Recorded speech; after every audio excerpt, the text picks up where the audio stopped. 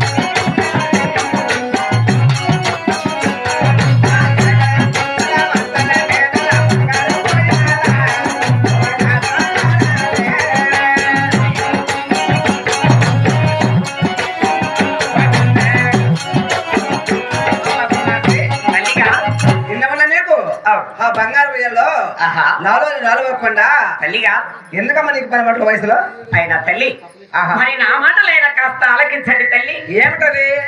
గోవింద నారాయణ వైకుంఠ వాస గోవింద రామ రామ రామ రామ రామ రామ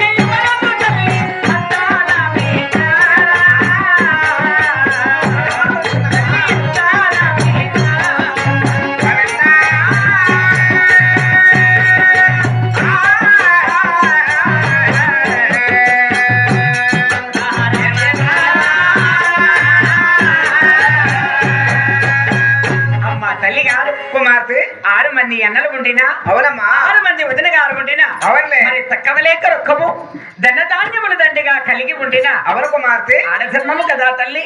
మరి ఇటువంటి అద్దాల మేడలను అత్తగారింట నా కమరునో లేదో కదా తల్లి గారు. నిజమేలే. అలాగని నాకు తగిన పని బాటలు ఏమైనా తెలపండి తల్లి. పోదాం పోవాల పని బాటలకు. చూడమ్మా 6 మంది మీ అన్నగారు ఉన్నారు కదా, మీ అన్నగారి దగ్గరికి వెళ్ళి మీ అన్నగారిని ఒక మాట అడిగేస్తారా అమ్మ? ఏం చెప్తారేమో? మీ ఆజ్ఞ ప్రకారమే తల్లి గారు. క్షేమంగా వెళ్ళమ్మా.